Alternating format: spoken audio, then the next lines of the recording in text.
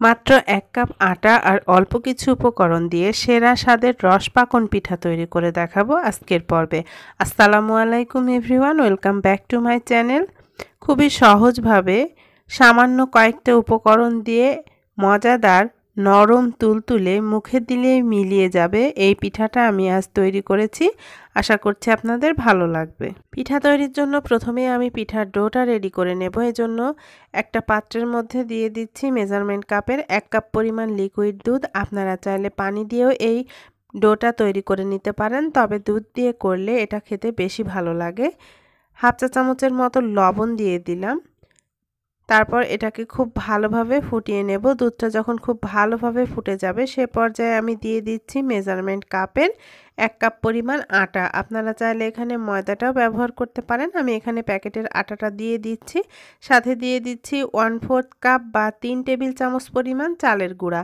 চালের গুঁড়াটা এখানে টোটালি অপশনাল, আপনারা চাইলে শুধু ময়দা দিয়েও এই পিঠাটা তৈরি করে নিতে পারেন, তবে চালের গুঁড়াটা দিলে পিঠার টেস্টটা আরও বেশি ভালো হয়।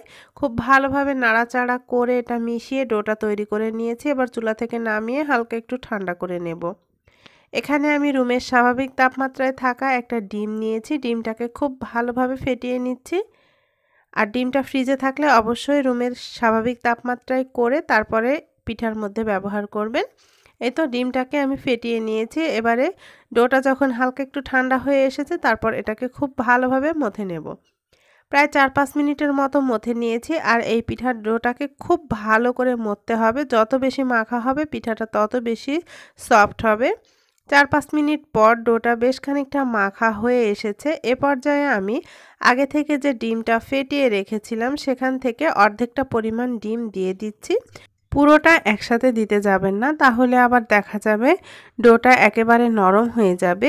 অল্প অল্প করে দিয়ে আমি এটাকে মাখিয়ে নেব। প্রথমে আমি অর্ধেকটা দিয়ে খুব ভালোভাবে মাখিয়ে নিচ্ছি। এখানে আমি 2 চিমটি পরিমাণ বেকিং পাউডার দিয়েছি। বেকিং পাউডারটা এর থেকে বেশি দিতে যাবেন না, তাহলে পিঠাগুলো ফেটে যাবে। এই তো খুব ভালোভাবে আমি এটাকে মথে নেব।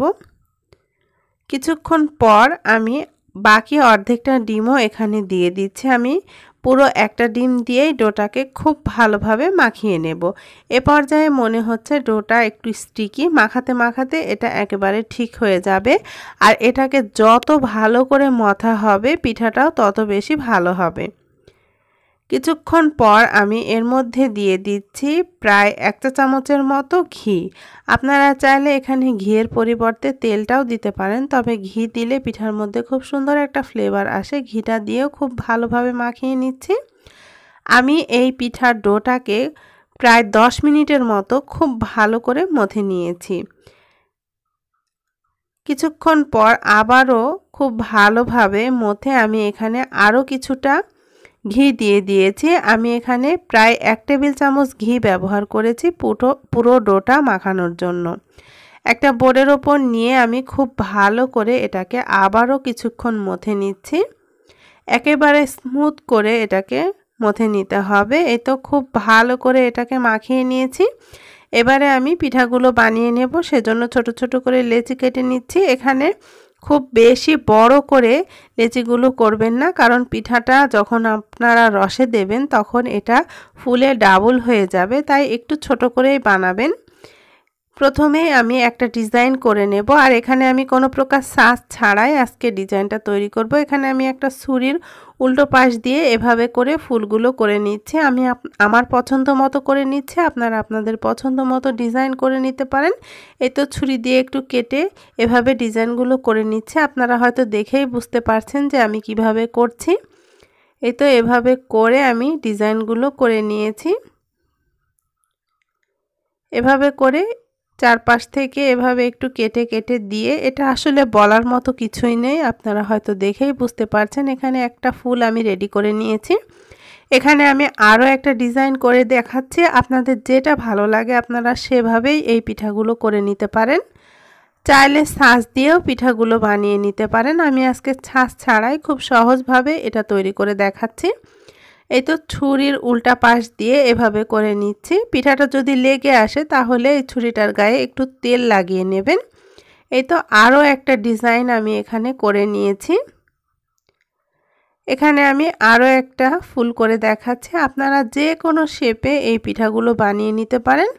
তবে পিঠাগুলো খুব বেশি মোটা করে বানাবেন না, একটু পাতলা করে এভাবে করে বানিয়ে নেবেন। খুব বেশি মোটা করলে আবার ভেতরটা ভাজার পর কাঁচা থেকে যায়। এই তো এভাবে করে আমি 3টা ডিজাইন এখানে করে নিয়েছি আর সবগুলো পিঠা আমি এভাবেই বানিয়ে নিয়েছি। এবারে আমি পিঠাগুলো ভেজে নেব, সেজন্য চুলায় আগে থেকে প্যানে তেল গরম বসিয়ে দিয়েছি।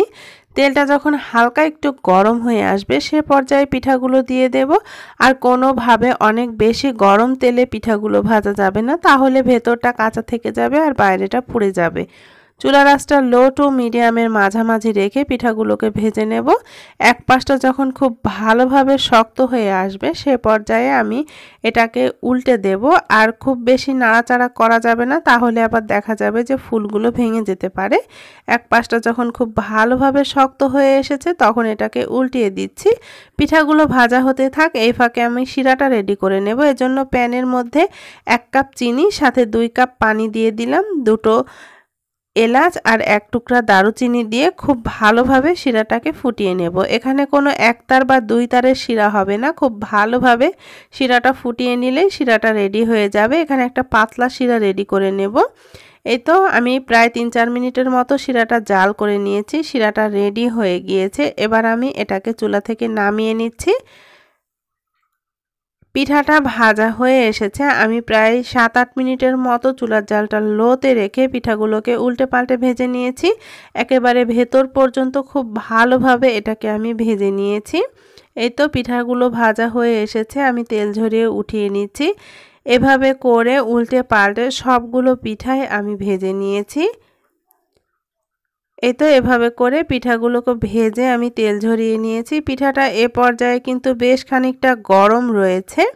আর যে শিরাটা আমি বানিয়ে রেখেছিলাম সেই শিরাটা এখন হালকা গরম অবস্থায় রয়েছে। এবারে পিঠাগুলো আমি শিরার মধ্যে দিয়ে দেব। কোনোভাবেই ফুটন্ত গরম শিরায় পিঠা দিতে যাবেন না, তাহলে পিঠাগুলো একেবারে গলে যাবে।